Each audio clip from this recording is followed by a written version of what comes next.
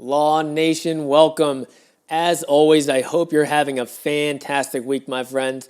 When you have a minute, go check out escapethebillable.com and snag our free passive investing guide. It's absolutely free. You have absolutely nothing to lose. Go check it out. A couple of years ago, I decided that I was tired of the stock market roller coaster. I wanted out. So even though I owned some great stocks like Apple, I knew that someday Apple would become the next Sony. I knew that the stock market would crash again someday. I knew that I had absolutely zero control over it. And even though I was and am an avid product user, I sold my stocks and I cashed out my Roth IRA. I invested that money into cash flowing, appreciating alternative assets and businesses. And even though I took a penalty to cash out, I came out on top. Now, I wouldn't necessarily recommend this all-in approach to everyone, but what I would recommend is looking at allocating a significant portion of your investment portfolio to alternative assets. One great way to do that without cashing out your retirement fund is to roll that retirement fund over to a self-directed IRA or solo 401k.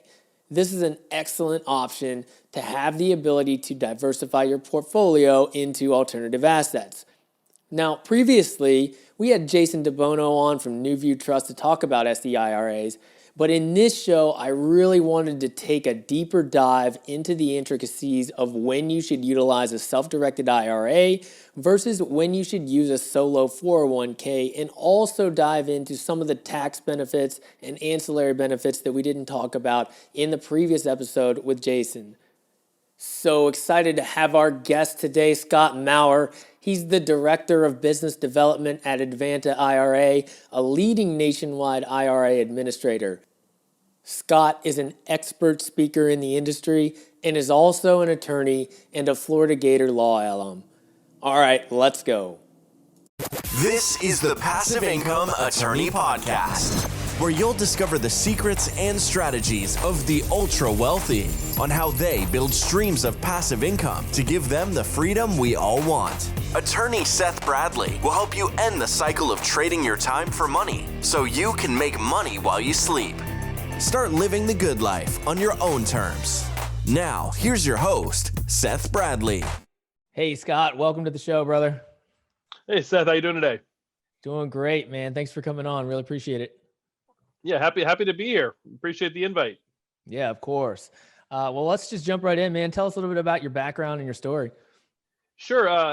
My background, I have educationally, I'm an attorney by degree, but I've been with Advanta IRA now for almost 15 years, working in the self-directed IRA and 401k space.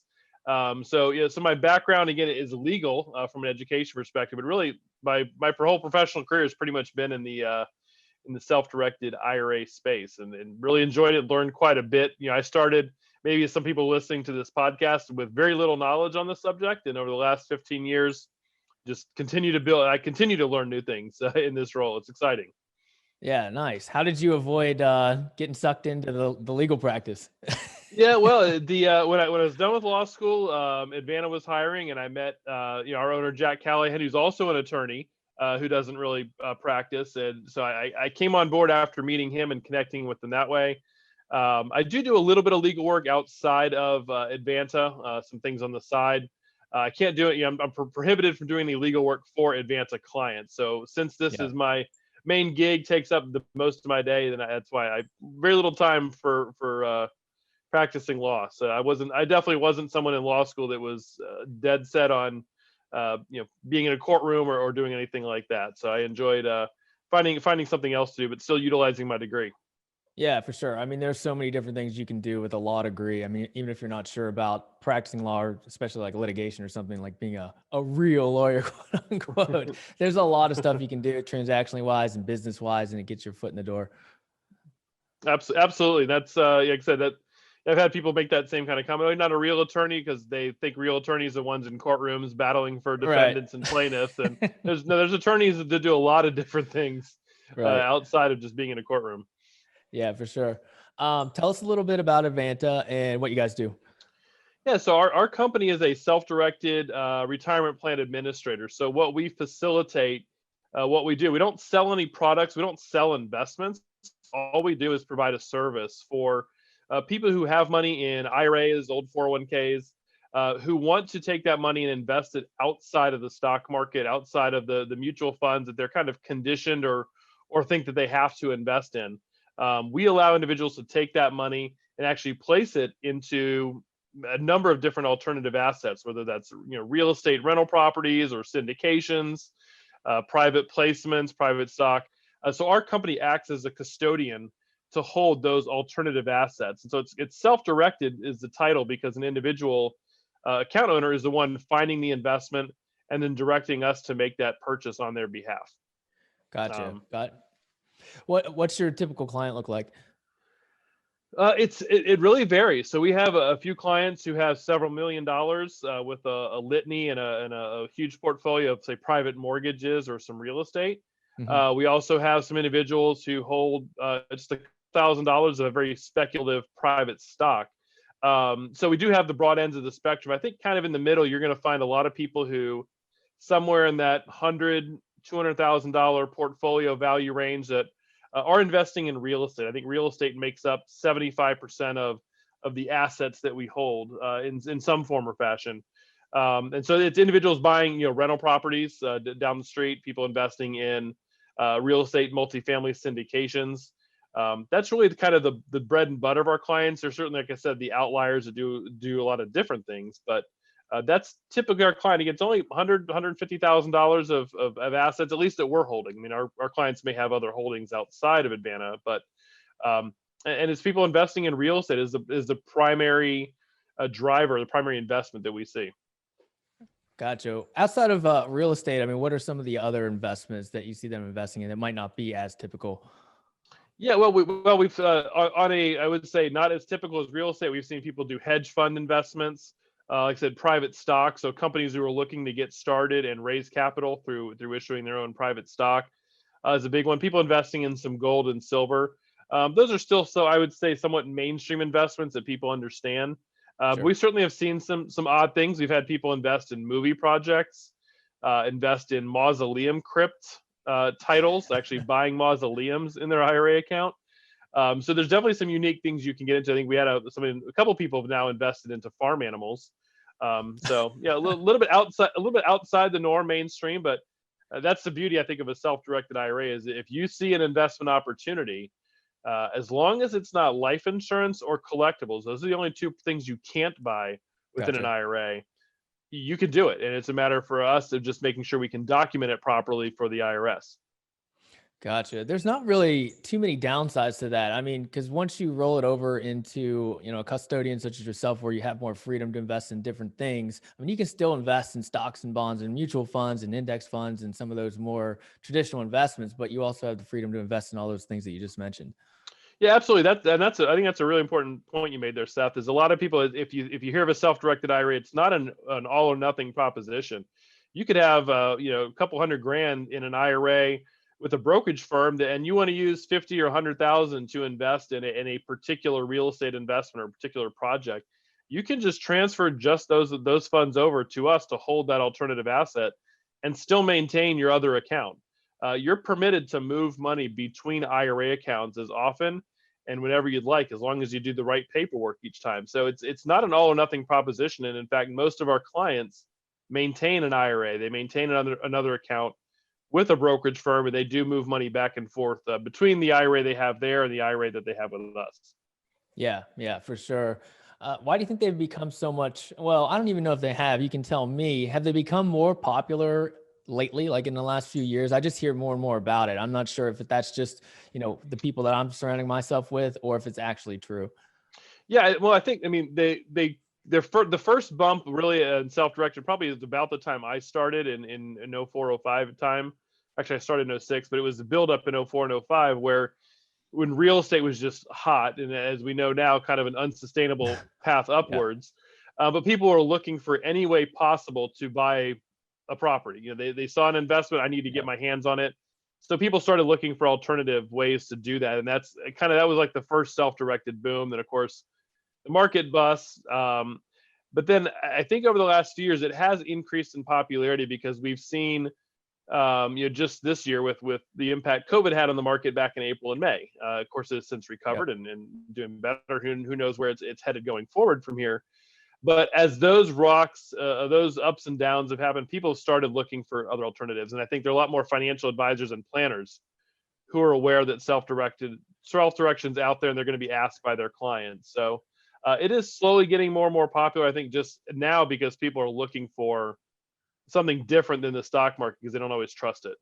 Sure. Yeah. I mean, it's obviously on an uptick right now, but it's just, it's a roller coaster. You never know. I mean, in these companies, they can go out of business today or tomorrow, and it's just, it's all or nothing sometimes. So real estate can be a lot more stable, or, diversifying into different things like precious metals and things like that. Yeah, and I think that's why, I mean, especially, like I said, our clients are heavily invested in real estate as a asset class. And I think it's because I think a few things. I think people understand it more intrinsically. People understand if I live in a neighborhood and there's a house for sale, down the block or one street over, they know the neighborhood. They know that you could rent that property and get a good return on it, or they could buy a house to flip, or they understand, hey, I need to get out of the market. So I think that's definitely part of it. I think people are looking, like you said, for a more consistent return as well. If I can rent this property and I can net $1,000 or $2,000 a month back to my IRA account, the stock market may outperform me here and there, but in the long run, I'm sleeping better at night and I am getting a consistent return, as opposed to being up 30% one year and then down 20% the next year. It's just it's frustrating for a lot of people. Yeah, no doubt about that. Let's dive into solo 401k. So what are they, and kind of what's the difference between that and the SDIRA? Yeah, great question. So the solo 401k is a unique, kind of a unique retirement account. I mean, a lot of people probably listening are familiar with 401ks because you work for an employer. Private companies offer 401ks. If you work for the school board or local government, you might have a 403b or a 457, which essentially are 401ks for those industries. So a lot of people are familiar with those when they're offered through their employer.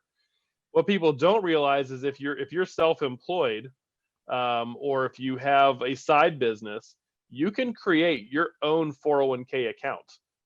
It's called, in this case, called a solo K, that allows you to make the same types of contributions that you can make in a corporate 401k. You can borrow against the plan. So it just offers you a few different options. Basically, it's a larger contribution limit than you get with a traditional or a Roth IRA, which limit you to $6,000 or $7,000 a year. With a solo 401k, you can contribute up to $55,000, $57,000 a year into those types of accounts. So it's similar to the IRA. It's still a retirement account. It still has great tax benefits, but there's a larger contribution limit for people who, again, are self-employed or you have a side business and you're really looking to ramp up your retirement savings. A solo K is a great way to go. Gotcha. So the caveat there is you have to have a side business or be self-employed. You do, right. So if individual who has, say, just a W-2 job and does not do anything else other than that job, it's hard to justify the solo K. So with IRAs, with traditionals and Roth accounts, as long as you have earned income, even if it's through your employer, you can still contribute, make those annual contributions to the account and grow it. With a solo K, though, you have to have a sponsoring kind of business. Again, it can be a side business. It does not have to be your primary source of income. You could sell stuff on eBay as your side business and have that validate the 401k. But that is an important, I think, thing to note for individuals looking at solo Ks, is that the IRS does expect this to be kind of a valid entity. You have a valid sponsoring company, or even yourself as a sole proprietor. It's not, simply a way to stash funds. You got to have that valid setup from the beginning. Gotcha. So, you can set up that LLC or whatever it might be, and sell your products on eBay. But are there any financial thresholds or anything like that the IRS looks for to make sure that, it's not fraudulent or misrepresented in some way? Well, yeah, for the solo K, again, I think they want to see a sponsoring entity. And then at some point with the solo K, they do want you to make a contribution. So if you've set up an LLC to, as using an example, sell things on eBay, at some point you're probably going to need to take somewhat of a salary from that LLC. It doesn't have to be huge.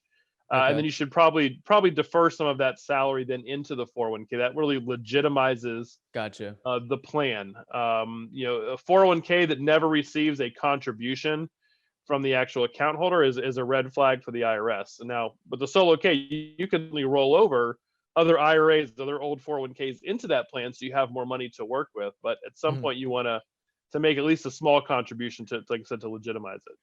Gotcha. So, okay. So once you have that business, let's compare and contrast the SDIRA versus the solo 401k.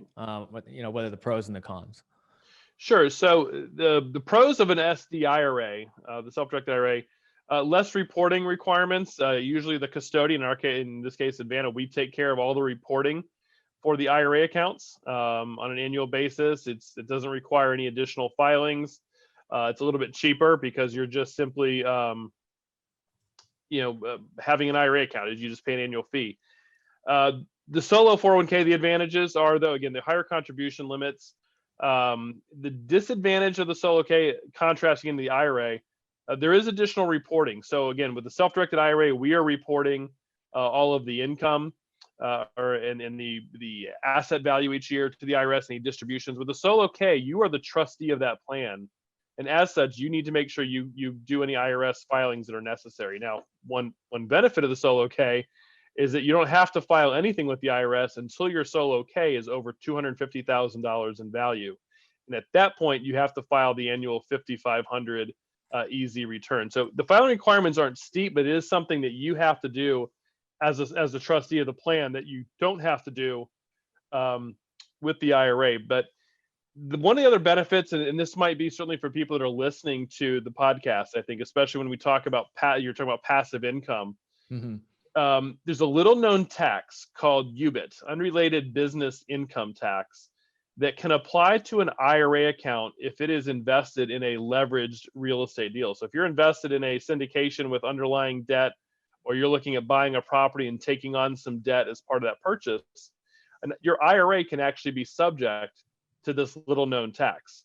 So that certainly impacts then your overall rate of return. Mm-hmm. Solo 401ks are not subject to that tax at all. So that's one reason we've seen an uptick, I think, in the number of solo 401ks in the last few years, is people wanting to avoid that unrelated business income tax. Gotcha. Yeah, sounds like the solo has some advantages, but there's also, some extra hoops you may have to jump through in order to kind of keep that qualified. I mean, you think about just having the LLC or that side business. You've got certain reporting requirements that have to do with that as well. So it's just a little bit more hands-on. It is, and we do our best to walk you through both of those. I mean, certainly the IRA will take care of a lot of that work for you, but with the solo K, we have a welcome packet. We're actually revamping our solo K to the point where we may actually be doing some of the reporting of the 1099s and those 5500s for people who want us to take on that service for them, because it's not difficult to do. It's just making sure that you do it. Gotcha. So I would guess that when you get someone on the phone, you evaluate their situation and then make a recommendation on one versus the other. Is there a particular type of client that you recommend for one over the other? Sure. I think with the solo K is going to make sense for, number one, people, as we talked about, are self-employed, because they have that ability to make a much higher contribution limit than just with a regular IRA account. It can make sense for people who want to be able to access those funds personally. With an IRA account, you cannot borrow from your own IRA. That's simply prohibited. But with a 401k, as some people know, because again, they have a corporate 401k, you can borrow from that type of plan. You can do the same thing with a solo. So again, people who self-employed want to make large contribution limits, people who may want to borrow from the plan if needed. And then again, the people who are looking at investing in leveraged real estate deals where they want to just negate and not worry about the UBIT tax. Got it. And a lot of the folks listening probably qualify for that, that's business as well, because they're solo practitioners, either as a doctor or a lawyer or something like that. Yeah, that's true. Yeah. I mean, again, sometimes it's the sole practitioners, the sole proprietors. But again, if you have a side business, you don't have to kind of create a whole new industry and devote X number of hours to that each week or each month. It's merely, hey, you have income from this side business that will then justify you holding and having that solo 401k. Cool. Let's walk our listeners through just the rollover process step by step. I mean, I think it's simple enough. Just people, they think, oh, I'm just going to leave it where it is, and they don't want to take that next step. But maybe you can go through that and kind of put their minds at ease. Sure, yeah, and that's something I think people at times get a misconception about. Is that, hey, this is what's involved, how difficult is this going to be? And the good news is, in one sense, for those who don't mind it, it's just paperwork. So it's just completing the right forms to establish the account, and then to request either a transfer from another IRA, or a rollover out of a 401k account. So we walk you through that step. But the first step is establishing the account, getting your information, whether it's an IRA or a solo K, and getting that account established. And then the second step is getting the funds moved from your current custodian. Again, whether it's an IRA or an old 401k will depend really on the paperwork that's involved, but we help you get those documents completed and sent. It usually takes anywhere from a few days to a few weeks to get the account opened and funded. So we can't control how long it takes a brokerage company to send us the funds, or a 401k company to issue the check, but it usually happens within a few days or a few weeks. And at that point, your account's opened, it's funded, and you're letting us know now how you want us to place that money. If you have a particular property that you're purchasing, or you're investing into a private placement, you're getting us the subscription paperwork. And again, then we work with you to get all of that documentation completed properly in the name of the IRA. So that's one of the advantages that we try to espouse, that we have, is our customer service is really like a concierge level, where we walk you through each step of the process, and we're always there to answer the questions. So again, people who hate paperwork, unfortunately, it is a paperwork intensive process, but again, we try to make that as easy as possible. Gotcha. At least they don't have to figure it out themselves. I mean, you can literally just walk them step by step. Here's this form, fill it out. Here's this form, fill it out, and we'll handle the rest. That's correct. And that's, people want to know, some people ask a lot of times, like, why can't I do this through Fidelity? Why can't I do this through Schwab or their brokerage firm? And that's part of the reason. There's more paperwork, there's more things involved, more moving pieces that doesn't fit their business model. So it's not that they couldn't offer this as a service. They don't want to, because they're set up, their profit margins, everything is set up to go off of selling mutual funds and stocks. That's their bread and butter, and the paperwork and what's involved is something they're not interested in getting into. Yeah, for sure. Let's dive into, the tax advantages of investing in these types of vehicles, and also the disadvantages, because I believe that there are, a couple of downsides of, and you mentioned one, the UBIT taxes, with respect to using these when you're investing in a real estate opportunity. Yeah. So the advantages of investing in an IRA, and this is kind of in general, because this can certainly apply to stocks and mutual funds as well. Some people, when you make contributions to your IRA or to your 401k plan, you may be aware already that a lot of times you will get a tax deduction on your current year's taxes. So there's a tax benefit up front to putting the money into the plan. It's the government's incentive for you to load money into that plan. And then the gains that you have, again, put aside the UBIT, that's a different issue. But for stocks, for real estate that you're holding free and clear, or if you're getting interest income back at dividends, that income that's being generated is coming back into your IRA on a tax deferred or possibly tax free basis. So the Roth IRA is the one account that is tax free, but for a regular IRA or regular 401k, it is going to be tax deferred income. So the benefit is, if you're in a high tax bracket now, making investments through your IRA does not affect your individual tax return until you start taking that money out in retirement. And the benefit of the Roth IRA is that is a tax-free investment vehicle. If you are willing to forego that deduction up front when you place money into the Roth, that money goes in after tax and will grow completely tax-free for however you invest that money, and for the for the remainder of the time you have that account. So when you actually reach retirement age, if over your lifetime you've put in, say, 20 or 25 grand into the Roth, and it's now worth 100,000, all of that gain is completely tax-free to you. So that's one of the huge benefits that the IRA has, is simply the tax-deferred, tax-free growth that allows you to compound your money more quickly. I would say the disadvantage, obviously, there's the UBIT.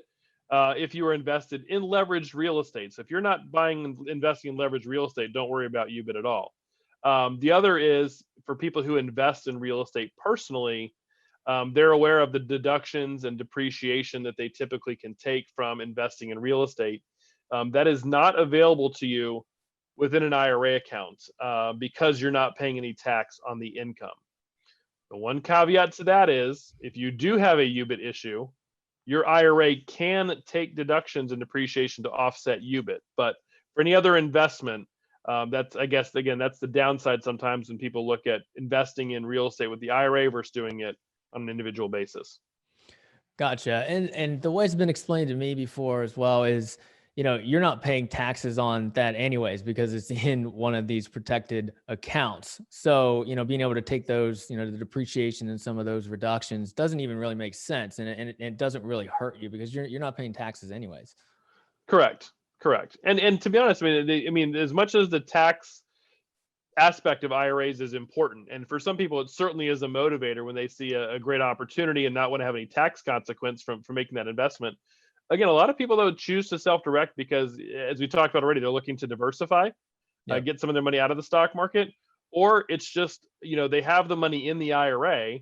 I could put this in mutual funds or stocks, which I don't quite understand how that all works and why it goes up and why it goes down. Or again, as we talked about, I can go buy a piece of real estate and get a consistent income, and that makes more sense to me, and I can sleep better at night. Sometimes that's more the motivator than it is the tax reasons.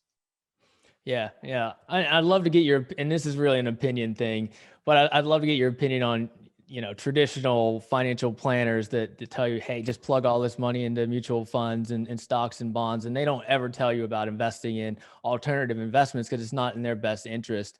What do you think about that kind of misalignment of interest and how that kind of propels people to roll their 401ks into these SDIRAs to diversify?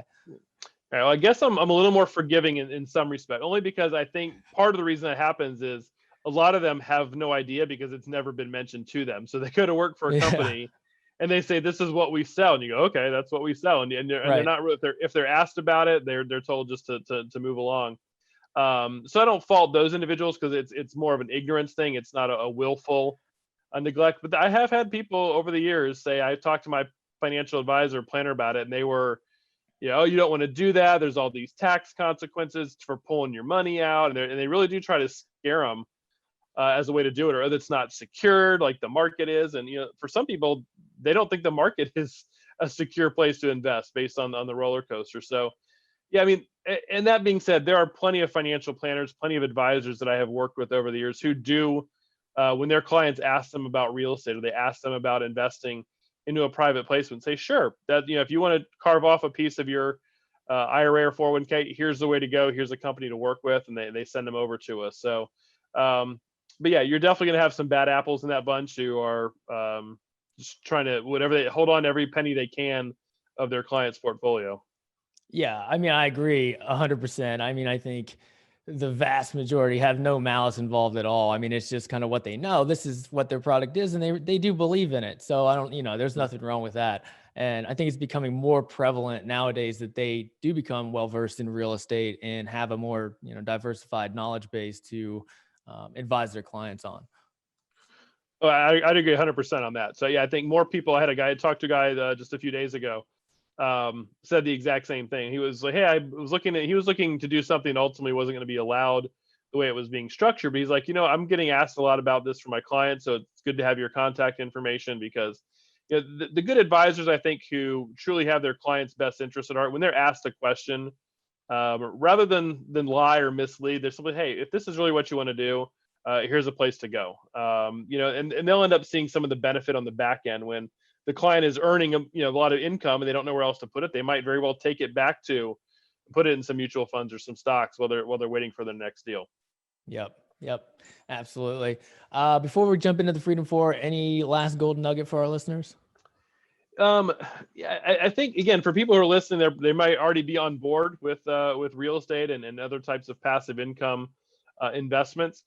Just look to use your IRA as a possible alternative. Again, a lot of people don't realize they have that old 401k sitting out there, IRA funds that can be used. And I think it's important. I always like to mention whenever I do any speaking engagement that it's important for any investment you make that you do your due diligence. So even if you're investing through Advanta and you're buying real estate, that's not our role. We're not going to evaluate the investment from a suitability standpoint. It is up to you to make that decision. So, and that, like I said, goes for any investment, even if it's mutual funds or stocks. Don't just blindly pick different assets. Get some guidance in whatever you're investing in, and especially in the real estate community. Use your network. Meet people that have already done what you're looking to do, and learn from them and listen to them. It's there's a lot, and I would say there's also a ton of free advice that's out there on the internet. You don't need to pay 20 or 30 grand for some course on real estate investing. You can learn it all on the internet for basically next to nothing. So yeah, it's all out there nowadays. No excuses not to do your research. and that's not to say that there's not advice worth paying for. There certainly is, and services worth paying for. It as a fellow attorney said, people could form their own LLCs and they could probably look online how to do it, but there's no stand-in for actually getting someone to do it properly for you. So exactly. The trick is knowing what to pay for and what not to pay for. Exactly. Yeah. All right, man. Let's jump into the Freedom 4. All right. It's time for the Freedom 4. So what's the best thing you do to keep your mind and body healthy? Best thing to do with body healthy, and this might even be mind and spirit as well, is I coach my son's soccer team. I've done it out now for a couple of years. And so it's always good to get out 2 or 3 times a week, run around with the kids. I enjoy teaching as well as, we play along with them as the coaches. Nice. So it kind of keeps me somewhat active. And for my mind, I really, I don't do anything specific every day, but I'll grab a crossword puzzle or some other mind engagement. I even play some video games every now and then that have that like skill or strategy around to it. I don't play a lot of it, but I'll do it every now and then just to I think it helps keep me sharp. Yeah, for sure. I mean, we kind of do the same thing over and over in our jobs every day. So it's good to get something kind of outside the box where our minds, stays pliable for new things. Right. Like I said, I don't have like a Sudoku book that I go through and do one a day. But if I come across a puzzle, like, I'm going to sit down and do this now. It's just another little thing I can spend a few minutes to help keep my mind sharp. Yep, for sure. In an alternative universe where you weren't involved in your current business, what would you be doing? I think without a doubt, I'd be golfing and pretty professional. Nice. If you're looking for like, what would be my other profession if I could do it? Professional golfer. I used to play a lot when I was younger. I had kids, don't play as much as I certainly used to, but I think being able to travel around the world or the country and play all these great courses and do that for a living would be incredible. That would be the dream, right? Absolutely. Where were you at 5 years ago, and where do you see yourself and your business 5 years from now? So 5 years ago, I was kind of in the same role, but I think what's been exciting that's happened in the last 5 years, I think that's going to be really set us up for 5 years going forward, is we were still kind of getting our feet under us with the sales process and how we operate our business and how we reached out to people. And that's something we've worked hard at in the last 5 years. 5 years ago was not where it's at now.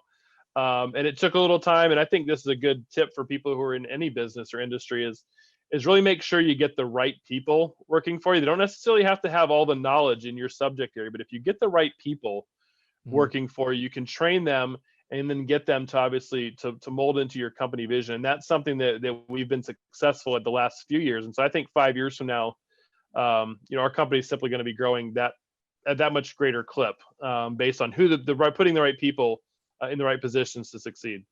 For sure, man. You'll get there, brother. How has passive income made your or your clients' lives better? Certainly for our clients, I mean, the over 7,500 clients that we have at Advanta IRA, we get compliments. Although I guess I wouldn't say it's a compliment to us. It's more a compliment to the client themselves. But they're happy that they found our service because it's enabled them. They said, "Hey, I wish I'd known about this, a couple of years ago. I wish I'd known about this sooner. I would have been doing this all along," because they're seeing the benefits of getting the money out of the market and simply, putting it in a real estate investment that kicks off cash every month. One of my favorite clients we have, I think he has probably 10 or 12 different real estate syndications. He just invests passively in other people's deals with his IRA account, and he calls it mailbox money.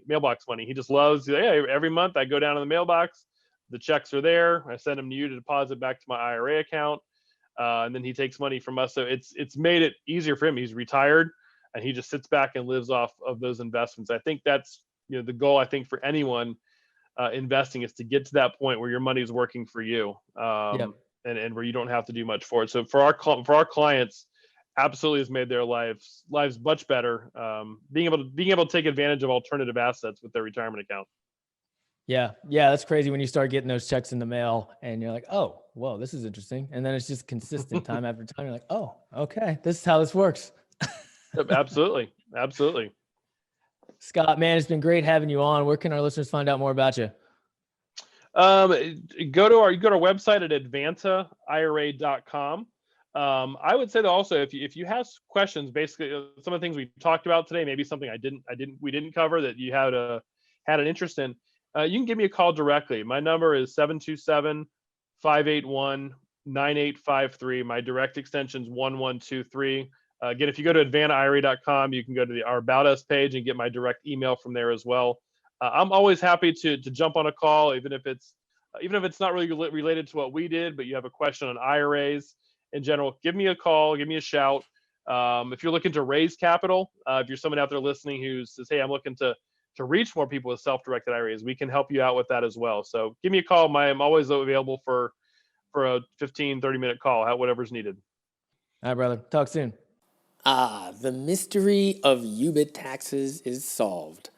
I loved that interview. Scott is such a great and knowledgeable guy, and obviously I love that he has the legal background as well.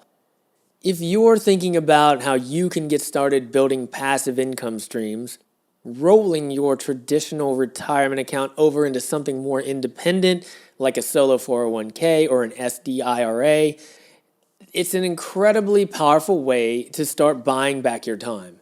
If you'd like to talk about more passive investing strategies such as these, hit me up at seth@passiveincomeattorney.com, and don't forget to grab your free passive investing guide at escapethebillable.com. Catch you next time. Enjoy the journey. Thank you for listening to the Passive Income Attorney Podcast with Seth Bradley. Do you want more ideas on how to generate multiple streams of passive income? Then jump over to passiveincomeattorney.com for show notes and resources. Then apply for the private Facebook community by searching for the Passive Income Attorney on Facebook. And we'll see you on the next episode.